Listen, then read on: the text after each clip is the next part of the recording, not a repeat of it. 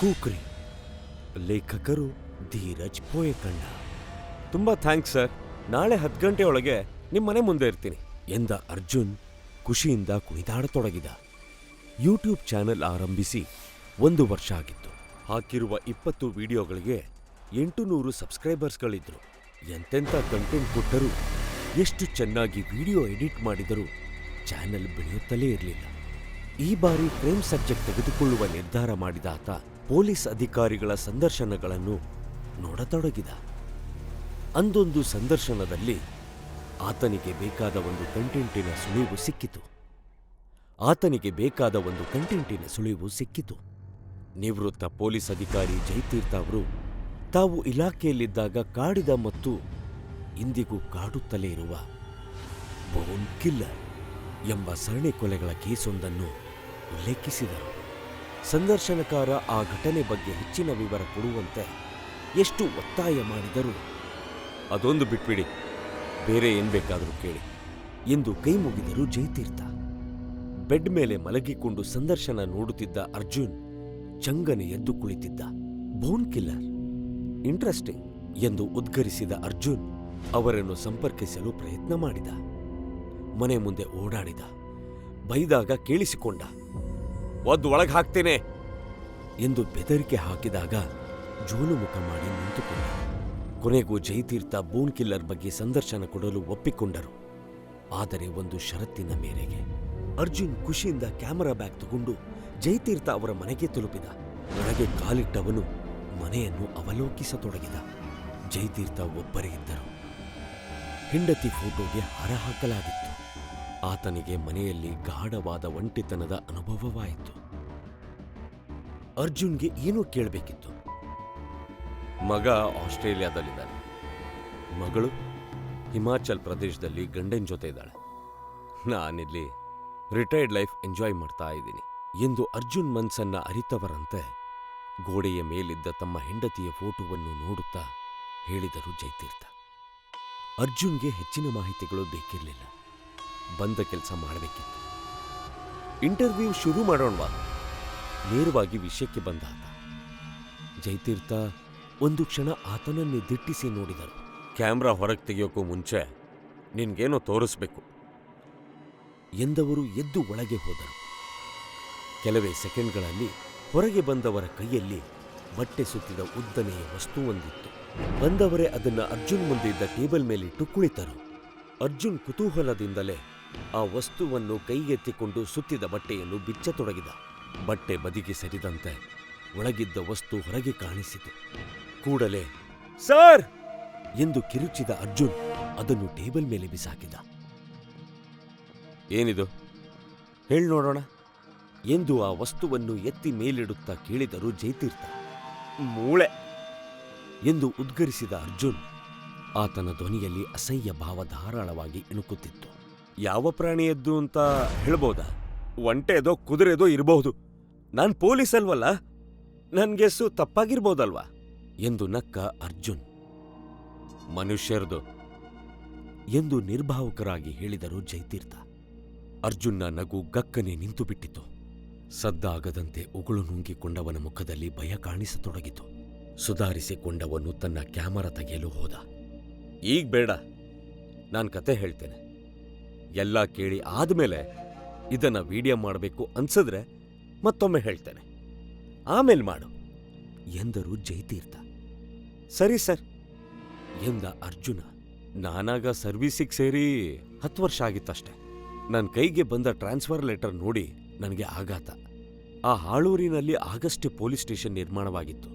ನಾನೀಗ ವರ್ಗಾವಣೆಯಾಗಿ ಅಲ್ಲಿಗೆ ಹೋದ್ರೆ ಆ ಹಾಳೂರಿನ ಮೊದಲ ಇನ್ಸ್ಪೆಕ್ಟರ್ ಅನ್ನುವ ಹೆಗ್ಗಳಿಕೆ ನನ್ನದಾಗತ್ತೆ.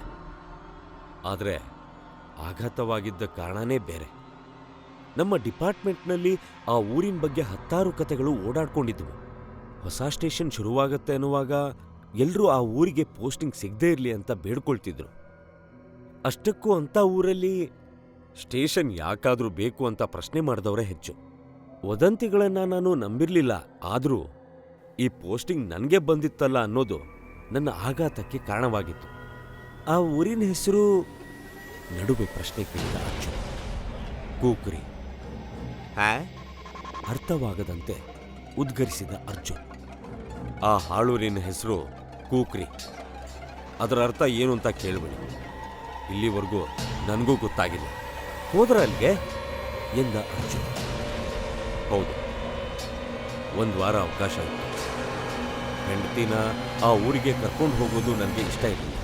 ಅದಕ್ಕೆ ಅವಳನ್ನು ಅವಳ ಅಮ್ಮನ ಮನೇಲಿ ಬಿಟ್ಟು ನಾನು 2 ದಿನ ಮೊದಲೇ ಕೂಕ್ರಿಗೆ ಹೊರಡಕ್ಕೆ ನಿಂತೆ ಎಂದು ನಿಟ್ಟುಸಿರು ಬಿಟ್ಟ ಜಯತೀರ್ಥ ಮಾತು ಮುಂದುವರಿಸಿದರು. ಹೇಗೋ ಕೂಕ್ರಿಗೆ ತಲುಪ್ದೆ. ಪಿಸಿಗಳಿಬ್ರು ಆಗಷ್ಟೇ ಡ್ಯೂಟಿಗೆ ಜಾಯ್ನ್ ಆಗಿದ್ರು. ಅವರಲ್ಲೊಬ್ಬ ಅಂಬು ಜೀಪ್ ತಗೊಂಡು ಬಂದಿದ್ದ. ಕೂಕ್ರಿ ಕಾಡೋ ಊರು ಅನ್ನುವ ಅನುಮಾನವನ್ನು ಹುಟ್ಟಿಸುವಂತೆ ಇತ್ತು. ಮುಖ್ಯ ರಸ್ತೆಯಿಂದ ಎಡಕ್ಕೆ ಹೊರಳಿ ಆಕಾಶದೆತ್ತರ ಬೆಳೆದ ಮರಗಳ ನಡುವೆ ಬಿದ್ದುಕೊಂಡ ಕೊನೆಯಿರದ ದಾರಿನಲ್ಲಿ ಕೆಲವು ಗಂಟೆ ಸಾಗಿದ ಮೇಲೆ ಅಂಬು ಜೀಪ್ ನಿಲ್ಲಿಸ್ದ. ಸಾರ್, ಡಿಪಾರ್ಟ್ಮೆಂಟ್ನಲ್ಲಿ ಕೂಕ್ರಿ ಬಗ್ಗೆ ಎಂತೆಂಥದೋ ಸುಳ್ಳು ಹೇಳ್ತಾರಪ್ಪ. ನಾನಂತೂ ಡಿಪಾರ್ಟ್ಮೆಂಟ್ ಅವಕಾಶ ಕೊಟ್ರೆ ಸಾಯೋವರೆಗೂ ಇಲ್ಲೇ ಇರೋದು ಎಂದ ಅಂಬು. ಅದ್ ಸರಿ ಮಾರಾಯ, ಜೀಪ್ ಯಾಕೆ ನಿಲ್ಲಿಸ್ದೆ ಅಂತ ಕೇಳಿದೆ ನಾನು. ಇಳಿದ್ ನೋಡಿ ಸಾರ್ ಎಂದವನು ಜೀಪ್ನಿಂದ ಎಗರಿ ಹೊರಕ್ಕೆ ಹಾರಿ ಮುಂದೆ ಸಾಗಿದ. ನಾನು ಅವನ ಹಿಂದೆ ಹೆಜ್ಜೆ ಹಾಕಿದೆ. ಪೊದೆಗಳನ್ನು ಸರಿಸಿ ಬನ್ನಿ ಎಂದು ತನ್ನ ಕೈಗಳನ್ನೇ ಕಮಾನುಗಳನ್ನಾಗಿಸಿ ಕರೆದ. ನಾನು ಅವನ ಕೈ ಕೆಳಗೆ ಬಗ್ಗಿ ತೂರಿಕೊಂಡು ಆಚೆ ಹೋದೆ. ಅಲ್ಲಿ ನಾನು ನೋಡಿದ್ದು ಅಕ್ಷರಶಃ ಸ್ವರ್ಗ. ನಾವು ನಿಂತ ಬೆಟ್ಟವನ್ನು ಸೇರಿಸಿ ಕಣ್ಣು ಹಾಸಿದಲ್ಲೆಲ್ಲ ಬೆಟ್ಟಗಳೇ ಇದ್ದವು. ಎಲ್ಲ ಬೆಟ್ಟಗಳ ಇಳಿಜಾರು ಸೇರುವ ಜಾಗದಲ್ಲಿ ಒಂದು ಸುಂದರ ಊರಿತ್ತು. ಅದೇ ಕೂಕ್ರಿ ಎಂದು ಹೇಳಿದ ಅಂಬು. ಇಂಥ ಕೂಕ್ರಿ ಬಗ್ಗೆ ಏನೇನೋ ಮಾತಾಡ್ಕೊಳ್ತಿದ್ರಲ್ಲ, ಛೇ ಎಂದುಕೊಂಡ ನಾನು. ಕೂಕ್ರಿಯ ರಮ್ಯ ಮನೋಹರವಾದ ಸೌಂದರ್ಯ ನನ್ನಲ್ಲಿ ರೋಮಾಂಚನವನ್ನು ಉಂಟು ಮಾಡಿತು. ರಿಪೋರ್ಟ್ ಮಾಡಿಕೊಂಡು ಹೆಂಡತಿಯನ್ನ ಇಲ್ಲೇ ಕರ್ಕೊಂಡು ಬರಬೇಕು ಅಂತ ನಿರ್ಧಾರ ಮಾಡಿದೆ.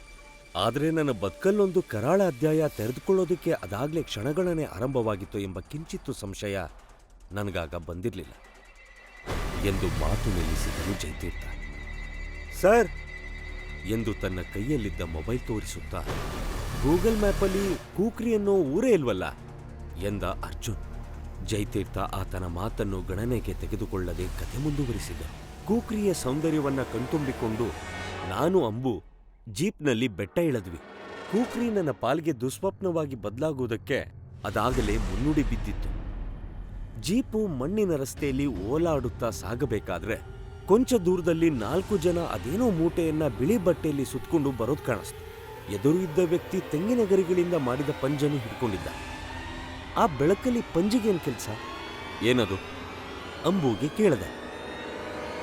ಹೆಣ ಅಂದ ಅಂಬು. ನಾನು ಜೀಪಿನಿಂದ ಇಳಿದ ಆ ಪುಟ್ಟ ಶವಯಾತ್ರೆಗೆ ಅಡ್ಡವಾಗಿ ನಿಂತೆ. ಅವರೆಲ್ಲರೂ ಪೊಲೀಸ್ ಜೀಪಿನಿಂದ ಇಳಿದ ಆ ಅಪರಿಚಿತನನ್ನು ಕಂಡು ಬೆಚ್ಚಿ ಬಿದ್ದಂತೆ ಎನಿಸಿತು. ನನ್ನಣ್ಣ ತೆಂಗಿನ ಮರದಿಂದ ಬಿದ್ಸತ್ತ, ಹೆಣ ಹುಳೋದಿಕ್ಕೆ ತಗೊಂಡು ಹೋಗ್ತಾ ಇದೀವಿ ಎಂದು ಪಂಜು ಹಿಡಿದ ವ್ಯಕ್ತಿ ಹೇಳಿದ. ನನ್ನ ಪೊಲೀಸ್ ಬುದ್ಧಿ ಚುರುಕಾಯ್ತು. ಹಾರೇ ಇಲ್ಲ, ಪಿಕಾಸೂ ಇಲ್ಲ, ಹೇಗ್ ಹುಳ್ತೀರಿ? ಮಸಣಕ್ಕೆ ಸುದ್ದಿ ಮುಟ್ಟಿದೆ, ಅಲ್ಲಿ ಎಲ್ಲ ವ್ಯವಸ್ಥೆ ಆಗಿದೆ ಎಂದು ಪಟಪಟನೆ ಹೇಳಿದ ಹಿಂದೆ ನಿಂತಿದ್ದ ಇನ್ನೊಬ್ಬ ವ್ಯಕ್ತಿ. ಸಾರ್ ಬನ್ನಿ ಎಂದು ಕೂಗಿದ ಅಂಬು. ನಾನು ಅವನ ಬಳಿ ನಡೆದೆ. ಈಗಷ್ಟೇ ಬಂದಿದ್ದೀರಾ, ಅವ್ರು ಯಾರು ಅಂತ ನನಗೆ ಗೊತ್ತಿದೆ, ಈಗ ಸುಮ್ಮನೆ ಸಮಸ್ಯೆ ಎಳ್ಕೊಳ್ಳೋದು ಬೇಡ ಎಂದು ಸಲಹೆ ನೀಡಿದ ಅಂಬು. ನನಗೂ ಸರಿ ಅನ್ಸಿ ಜೀಪ್ ಹತ್ತದೆ. ಅವರು ಹೆಣನ ಮೂಟೆಯಂತೆ ಎತ್ಕೊಂಡು ಮುಂದೆ ನಡೆದರು. ಜೀಪು ಮುಂದೆ ಸಾಗಿದಂತೆ ಛೇ, ಹೆಣದ ಮುಖವಾದ್ರೂ ನೋಡ್ಬೇಕಿತ್ತು ಎಂದು ಯೋಚನೆ ಬಂತು. ಕನ್ನಡಿಯಲ್ಲಿ ನೋಡಿದೆ. ಹೆಣ ಈಗ ಒಬ್ಬಾತನ ಹೆಗಲ ಮೇಲಿತ್ತು. ಅದರ ಕಾಲೊಂದು ಮೂಳೆಯೇ ಇಲ್ಲದಂತೆ ಜೋತಾಡ್ತಾ ಇತ್ತು ಎಂದು ಜಯತೀರ್ಥ ಹೇಳಿದಾಗ ಅರ್ಜುನ್ನ ದೃಷ್ಟಿ ಟೇಬಲ್ ಮೇಲೆ ಬಟ್ಟೆ ಸುತ್ತಿಟ್ಟಿದ್ದ ಮೂಳೆಯ ಮೇಲೆ ಹರಿಯಿತು. ಯಾಕೋ ಗೊತ್ತಿಲ್ಲ, ಆ ಕ್ಷಣಕ್ಕೆ ನನಗೆ ಕೂಕ್ರಿಯ ಬಗ್ಗೆ ವಿಲಕ್ಷಣವಾದ ಭಯ ಶುರುವಾಯಿತು. ಮನೆಗೆ ಬಂದವನಿಗೆ ಜೋತಾಡುತ್ತಿದ್ದ ಕಾಲೆ ಕಣ್ಣು ಮುಂದೆ ಬರುತ್ತಿತ್ತು. ಡ್ಯೂಟಿಗೆ ಜಾಯ್ನ್ ಆದ ಮೊದಲ ದಿನವೇ ನಾನು ಮಾಡಿದ ಕೆಲಸ ಆ 4 ಸ್ಟೇಷನ್ಗೆ ಬರಲು ಹೇಳಿತ್ತು. ಇಡೀ ಊರಿನಲ್ಲಿ ಸ್ಟೇಷನ್ಗೆ ಬಂದ ಮೊದಲಿಗರು ಅವರು. ಹೊಸ್ತಿಲು ದಾಟುವುದಕ್ಕೆ ನಿರಾಕರಿಸಿದ್ದಕ್ಕೆ ನಾನೇ ಅಂಗಳಕ್ಕೆ ಹೋಗ್ಬೇಕಾಯ್ತು. ಹೆಸರೇನು? ಮಾಜ. ಅಣ್ಣ ಸತ್ತಿದ್ ಹೇಗೆ ಅಂದೆ. ಮರದಿಂದ ಬಿದ್ದ. ಯಾವ ಮರ? ಹಲ್ಸಿನ ಮರ ಎಂದವನಿಗೆ ಹಿಂದೆ ನಿಂತವನು ತಿವಿದ. ಮೊನ್ನೆ ತೆಂಗಿನ ಮರ ಅಂದ. ಎದುರಿದ್ದವನು ಉತ್ತರ ಹೇಳಲು ತಡಕಾಡಿದ. ನನಗೆ ಅನುಮಾನ ಬಂದು ಅವನ ಕತ್ತಿನಲ್ಲಿದ್ದ ಬೈರಾಸುನ ಹಿಡಿದೆಳೆದೆ. ಎಲ್ಲರೂ ಬೆಚ್ಚಿ ಬೀಳುವ ಹಾಗೆ ಅನಿರೀಕ್ಷಿತವಾಗಿ ಬಡ್ಕದ ತೂಮಲೆ, ತೆಂಕದ ನೀರ್ಮಲೆ, ಮೋಡದ ಬಾನ್ಮಲೆ, ಪಡ್ಡದ ಮಣ್ಮಲೆಯನ್ನು ಬೆನ್ನ ಮೇಲೆ ಹೊತ್ತವನ ಕೂಸು ಈ ಕೂಕ್ರಿ. ಊರ್ ಬಿಟ್ಟು ಊರಿಗೆ ಬಂದವ್ರು ನೀವು ದಣಿ. ಬೇಕಾದವ್ರನ್ನ ಕರ್ಸ್ಕೊಳ್ತಾನೆ, ಉಳಿದವ್ರನ್ನ ಉಳಿಸ್ಕೋತಾನೆ. ನಮ್ಮಣ್ಣ ಅವನ ಪ್ರೀತಿಗೆ ಪ್ರಸಾದವಾದ. ಮೂಳೆ ಕಟಕಟ, ಮೂಳೆ ಕಟಕಟ ಕಟ ಕಟ ಕಟ ಎಂದು ಆತ ಆವೇಶಕ್ಕೊಳಗಾಗಿ ಬೀಭತ್ಸವಾಗಿ ಅರಚಾಡತೊಡಗಿದ. ಆತನ ಜೊತೆಗಿದ್ದವರೆಲ್ಲರೂ ಅವನನ್ನು ಗಟ್ಟಿಯಾಗಿ ಹಿಡಿದುಕೊಂಡರು. ಆ ತಂಪು ಹವೆಯಲ್ಲೂ ನನಗೆ ಬೆವರತೊಡಗಿತು. ಸಂಮೋಹನಕ್ಕೆ ಒಳಗಾಗದಂತೆ ನಾನು ಸ್ತಬ್ಧನಾಗಿ ನಿಂತಿದ್ದೆ. ಆ ನಾಲ್ವರು ಸ್ಟೇಷನ್ನ ಎದುರಿನ ರಸ್ತೆಗಿಳಿದು ಮರೆಯಾಗುವುದನ್ನ ನೋಡುತ್ತಾ ನಿಂತಿದ್ದೆ. ಅಂಬು ಮತ್ತೊಬ್ಬ ಪಿಸಿ ಜಾರಪ್ಪ ಇಬ್ಬರಿಗೂ ಅಲ್ಲಿ ನಡೆದಿದ್ದನ್ನು ಅರ್ಥ ಮಾಡಿಕೊಳ್ಳಲಾಗದೆ ನಿಂತಲ್ಲಿ ನಿಂತುಬಿಟ್ಟಿದ್ದರು. ಆ ದಿನ ನಾನು ಪೊಲೀಸ್ ಎನ್ನುವುದನ್ನು ಮರೆತಿದ್ದೆ. ಆತ ಅಬ್ಬರದ ದನಿಯಲ್ಲಿ ಹೇಳಿದ ಮಾತುಗಳೇ ನನ್ನ ತಲೆಯಲ್ಲಿ ಗೊಯ್ಗೂಡುತ್ತಿದ್ದವು. ಮಾರನೆಯ ದಿನಕ್ಕೆ ಅಂಬು ಆ ಮಾತಿನ ಮರ್ಮವನ್ನು ತಿಳಿದುಕೊಂಡು ಬಂದಿದ್ದ. ಕೂಕ್ರಿಯದ್ದು 1000 ವರ್ಷಗಳ ವಿಲಕ್ಷಣವಾದ ಇತಿಹಾಸ. ಬ್ರಿಟಿಷರ ಕಾಲದಲ್ಲೂ ಅಭೇದ್ಯವಾಗಿದ್ದ ಈ ಊರು ಬೆಳಕಿಗೆ ಬಂದಿದ್ದು ಭಾರತ ಸ್ವಾತಂತ್ರ್ಯ ಪಡೆದುಕೊಂಡ ಬಳಿಕ. ಕೆಲವು ದಶಕದಿಂದಾಚೆಗೆ ಹೊರಪ್ರಪಂಚಕ್ಕೆ ತೆರೆದುಕೊಂಡ ಕೂಕ್ರಿಯಲ್ಲೀಗ ನಗರ ಬದುಕಿನ ರುಚಿ ಕಂಡವರೂ ಇದ್ದಾರೆ. ತೂಮಲೆ, ನೀರ್ಮಲೆ, ಬಾನ್ಮಲೆ ಮತ್ತು ಮಣ್ಮಲೆ ಈ ಕೂಕ್ರಿಯನ್ನು ಸುತ್ತುವರಿದ 4 ಬೆಟ್ಟಗಳ ಹೆಸರು. ಈ ಬೆಟ್ಟಗಳನ್ನು ಒಂದು ಶಕ್ತಿ ಹೊತ್ತುಕೊಂಡು ಈ ಕೂಕ್ರಿಯನ್ನು ಕಾಯುತ್ತಿದೆಯಂತೆ. ಜಾಮ ಅಂತ ಅದರ ಹೆಸರು. ಆದರೆ ಎಷ್ಟೋ 100 ವರ್ಷಗಳಿಗೊಮ್ಮೆ ಜಾಮಾನ ಬೆನ್ನುಮೂಳೆ ಸವೆದು ಶಕ್ತಿ ಕಳ್ಕೊಂಡ್ಬಿಡತ್ತಂತೆ. ಆಗೆಲ್ಲ ಜಾಮ ಕೂಕ್ರಿಯ ಜನರ ಬಲಿ ಪಡಿತಿದ್ನಂತೆ. ರಕ್ತ ಕುಡಿಯೋದಿಲ್ಲ, ಮಾಂಸ ತಿನ್ನೋದಿಲ್ಲ, ಆದರೆ ತೊಡೆ ಮೂಳೆನ ಮಾತ್ರ ಕಿತ್ತು ತೆಗಿತಾನೆ. ಜಾಮ ಮೂಳೆ ತಿನ್ನುವ ಕಟಕಟ ಸದ್ದು ಕೇಳಿದೀನಿ ಅಂತ ಮಾಚ ಊರಲ್ಲೆಲ್ಲ ಹೇಳ್ಕೊಂಡು ತಿರುಗಾಡ್ತಾ ಇದ್ದಾನೆ. ಮೂಳೆ ತಿಂದು ತನ್ನ ಬೆನ್ನುಮೂಳೆ ಗಟ್ಟಿ ಆದಾಗ ಜಾಮ ಬಲಿ ತಗೊಳ್ಳೋದನ್ನ ನಿಲ್ಲಿಸ್ಬಿಡ್ತಾನಂತೆ. ಜಾಮನಿಗೆ ಬಲಿಯಾಗುವುದನ್ನ ಪ್ರಸಾದವಾಗುವುದು ಅನ್ನುತ್ತಾರೆ. ಹೀಗೆ ಜಾಮ ಜಾಗೃತವಾಗಿ ಅದೆಷ್ಟೋ ವರ್ಷಗಳಾಯಿತು. ಈಗ 2 ತಿಂಗಳಿಂದ ಬಲಿ ಆರಂಭವಾಗಿದೆ ಎಂದು ಹೇಳಿದ ಅಂಬು ಮುಂದೆ ಹೇಳಲು ತಡಕಾಡಿದ. ಅವನ ಮುಖದಲ್ಲಿ ಭಯ ತಾಂಡವವಾಡುತ್ತಿತ್ತು. ನನಗೋ ಇದು ಕಟ್ಟುಕತೆ ಅನ್ಸ್ಬಿಡ್ತು. ನನಗೇ ಯಾಕೆ, ಯಾರು ಕೇಳಿದ್ರೂ ಇದು ಕಟ್ಟುಕತೆ ಅಂತಾನೆ ಅನ್ಸೋದು. ಹೇಳಯ್ಯ ಮುಂದೆ ಎಂದೆ. ಜಾಮ ಮೂಳೆ ತಿನ್ನೋದನ್ನ ಯಾರಾದ್ರೂ ನೋಡಿದ್ರೆ ಬಲಿ ಅಲ್ಲೇ ನಿಂತು ಹೋಗುತ್ತಂತೆ. ಆದ್ರೆ ಕೂಕ್ರಿಯ ಬೆಟ್ಟಗಳು ಕುಸಿಯೋಕ್ ಶುರುವಾಗಿ ಸರ್ವನಾಶವಾಗಿ ಹೋಗ್ಬಿಡುತ್ತಂತೆ ಎಂದು ಸುಮ್ಮನಾದ ಅಂಬು. 2 ತಿಂಗಳಿಂದ ಎಷ್ಟು ಜನ ಸತ್ತಿದ್ದಾರೆ? 3. ಜಾಮ ಜಾಗೃತನಾದ್ರೆ 10 ಪ್ರಸಾದವಾದ್ರೂ ಸ್ವೀಕಾರ ಮಾಡ್ತಾನಂತೆ. ಇದೆಲ್ಲ ಮಾಚನ್ ಕಡೆಯವರಲ್ಲಿರೋ ನಂಬಿಕೆ, ಬೇರೆ ಯಾರೂ ನಂಬೋದಿಲ್ಲಂತೆ. ಆದ್ರೂ ಅಂದ್ರೆ ಏನು? ಯಾವನೋ 3rd ಕ್ಲಾಸ್ ಸೀರಿಯಲ್ ಕಿಲ್ಲರೇ ಇರಬೇಕು. ನೆನ್ನೆ ಅಬ್ಬರಿಸಿದ್ನಲ್ಲ, ಅವನನ್ನು ಎಳ್ಕೊಂಡ್ ಬಾ, ಜಾಮನಿಗೆ ಮುಕ್ತಿ ಕೊಡ್ತೀನಿ ಎಂದೆ ನಾನು. ಸತ್ಯ ಹೇಳಬೇಕಂದ್ರೆ ನನಗಾಗ ಭಯ ಆಗ್ತಾ ಇತ್ತ ಅಥವಾ ಸಿಟ್ಟು ಬಂದಿತ್ತ ಗೊತ್ತಿಲ್ಲ. ಆದರೆ ಅಂಬು ಬಂದು ಹೇಳಿದ ಕತೆ ಮಾತ್ರ ನಂಬೋದಕ್ಕೆ ಸಾಧ್ಯವೇ ಇರಲಿಲ್ಲ. ಮರುದಿನ ಅಂಬು ನನಗೊಂದು ಸುದ್ದಿ ತಂದ. ಮಾಚ ಕಾಣೆಯಾಗಿದ್ದಾನೆ. ನನ್ನ ಸಂಶಯಕ್ಕೆ ಬಲವಾದ ಕಾರಣ ಸಿಕ್ಕಿತು. ಮಾಚನ ಅಣ್ಣನ ಮಾಹಿತಿ ಕಲೆ ಹಾಕಿ ಅನುಮಾನಾಸ್ಪದ ಸಾವು ಎಂದು ಫೈಲ್ ಮಾಡೋದಿಕ್ಕೆ ಹೇಳಿದೆ. ಆ ನಂತರ ಕೂಕ್ರಿಯಲ್ಲಿ ಅನುಮಾನ ಹುಟ್ಟಿಸೋ ಯಾವ ಘಟನೆಗಳು ನಡೀಲಿಲ್ಲ. ನನ್ನ ಮನದಾಳದಲ್ಲಿದ್ದ ಭಯವು ಮಾಯವಾಗತೊಡಗಿತು. ಆದರೆ 1 ವಾರದ ನಂತರ ಬೆಳಗ್ಗೆ 7 ಗಂಟೆಗೆ ಅಂಬು ಬಂದು ಕದ ತಟ್ಟದ. ಮಂಜು ಮುಸುಕಿದ ಆ ಚಳಿಯಲ್ಲಿ ಆತ ನಡುಗುತ್ತಾ ನಿಂತಿದ್ದ.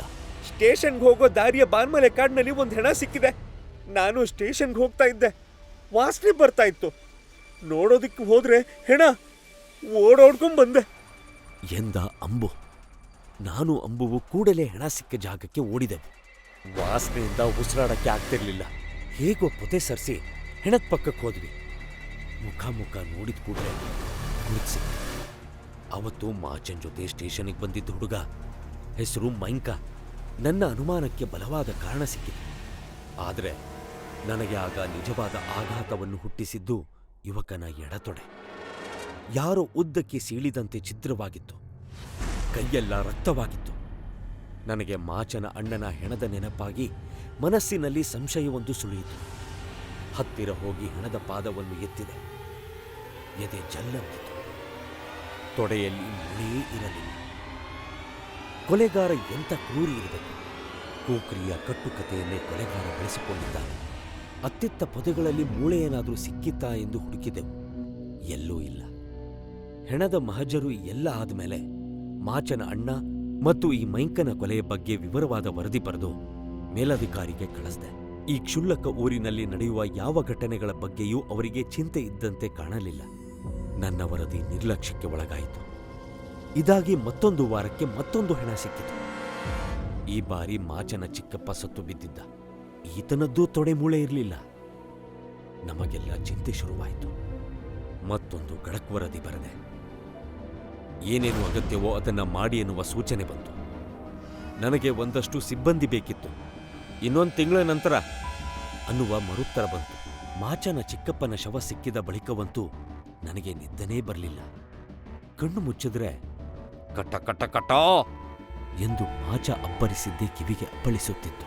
ಸರಿಯಾಗಿ 1 ವಾರದ ನಂತರ ಅಂಬು ಮತ್ತೊಂದು ಸುದ್ದಿ ತಂದಿದ್ದ. ನೀರ್ಮಲೆ ಹತ್ರ ಮತ್ತೊಂದು ಹೆಣ ಸಿಕ್ಕಿದೆ. ಚೆನ್ನ ಅಂತ ಅವನ ಹೆಸರು. ಮಧ್ಯ ವಯಸ್ಸಿನ ಹುಡುಗ.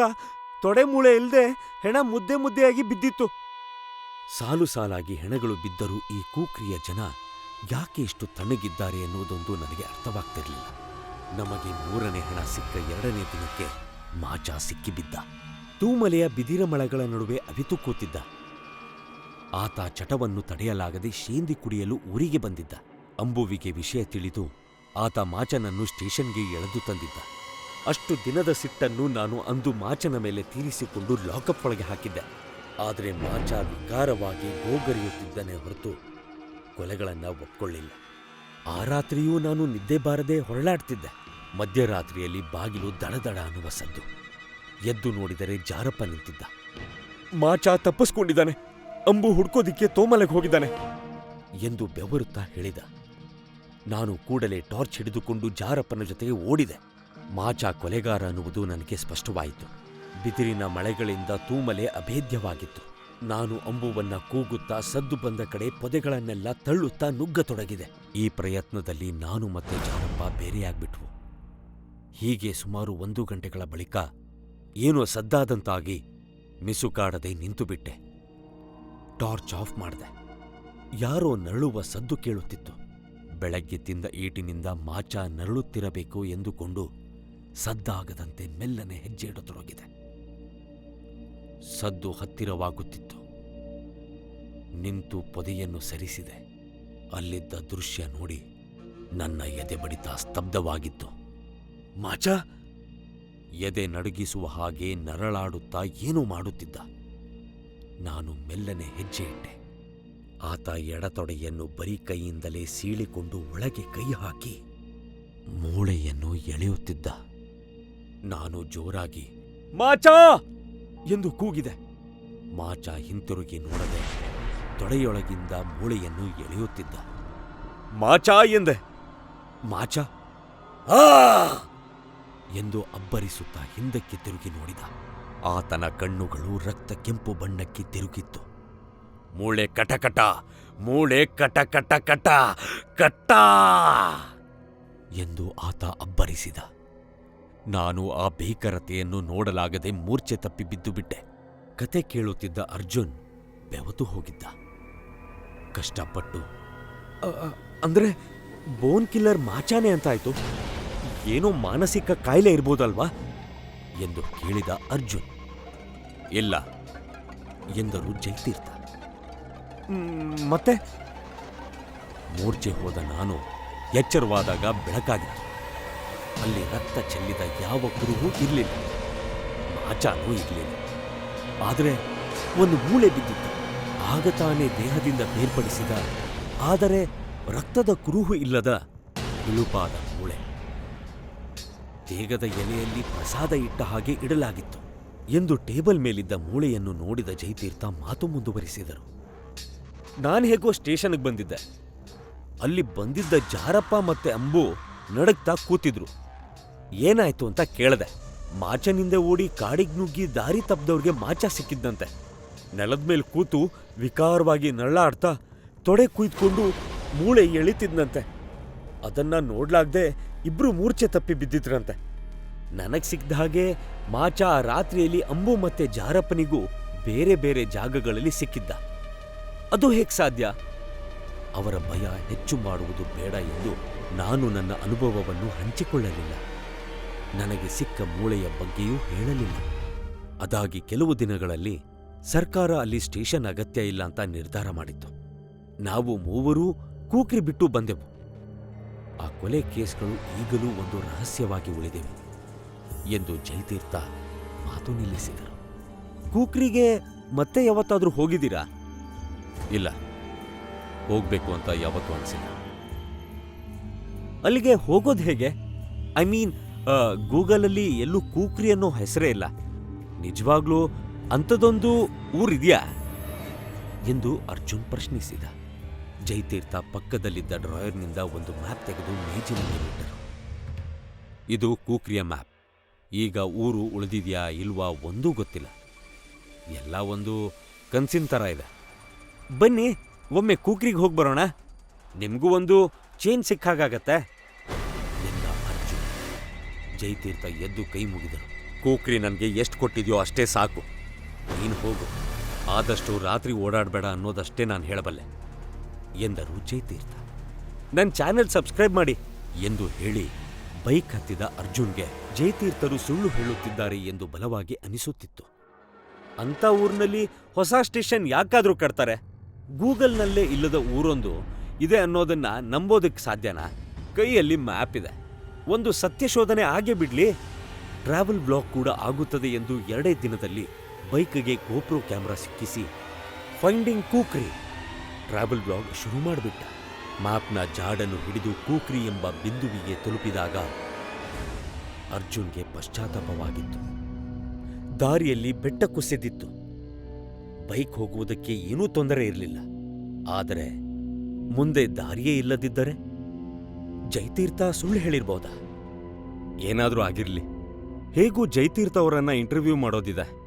ವಿಜುವಲ್ಸ್ ಬೇಕಾಗುತ್ತದೆ ಎಂದು ಅರ್ಜುನ್ ಬೈಕ್ ಸ್ಟಾರ್ಟ್ ಮಾಡಿ ಕಿರುಹಾದಿಯಲ್ಲಿ ಮುಂದೆ ಸಾಗಿದ. ಕತ್ತಲಾಗುತ್ತಿದ್ದಂತೆ ಊರಿನ ಕುರುಹುಗಳು ಕಾಣಿಸಲಾರಂಭಿಸಿತು. ಅರ್ಜುನ್ ನಿಟ್ಟುಸಿರು ಬಿಟ್ಟ. ಅಲ್ಲೊಂದು ಮರದ ಕೆಳಗೆ ವಯಸ್ಸಾದ ವ್ಯಕ್ತಿಯೊಬ್ಬ ಕೂತಿದ್ದ. ಬಳಿಗೆ ಹೋದ ಅರ್ಜುನ್, ಇದು ಕೂಕ್ರಿಯಾ ಎಂದು ಕೇಳಿದ. ಹೌದು ಎಂದ ಆತ.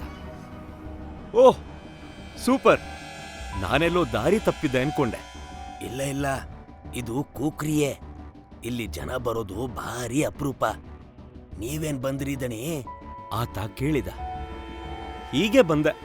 ಇಲ್ಲಿ ಉಳ್ಕೊಳಕ್ಕೆ ಜಾಗ ಎಲ್ಲಾದ್ರೂ ಸಿಗ್ತದಾ? ಏನು ಸಿಗದೆ, ನನ್ನ ಮನೆಯೇ ಉಂಟಲ್ಲ. ಇಲ್ಲಿ ಹೊಸಬ್ರು ಬಂದ್ರೆ ನನ್ನ ಮನೆಯಲ್ಲೇ ಉಳ್ಕೊಳ್ಳೋದು. ಓಹ್, ಭಾರಿ ಆಯ್ತಲ್ಲ. ನನ್ಗೂ ಉಳ್ಕೋಬೇಕಿತ್ತು. ಇನ್ನೇನ್ ಕತ್ಲಾಯ್ತಲ್ಲ, ನಡೀರಿ. ನಿಮ್ಮಂತವ್ರು ಯಾರಾದ್ರೂ ಬರ್ತಾರ ಅಂತ ನಾನಿಲ್ಲಿ ಕಾಯ್ತಾ ಇರ್ತೇನೆ ಎಂದ ಆತ ಪಕ್ಕದಲ್ಲಿದ್ದ ಕೋಲೊಂದನ್ನು ಆಧಾರವಾಗಿ ಹಿಡಿದುಕೊಂಡು ಎದ್ದು ನಿಂತ. ಆತನ ಕಾಲು ನೋಡಿ ಅರ್ಜುನನ ಎದೆ ಜಲ್ಲೆಂದಿತು. ಆತನ ಎಡಗಾಲು ಮೂಳೆಯೇ ಇಲ್ಲದಂತೆ ನೇತಾಡುತ್ತಿತ್ತು.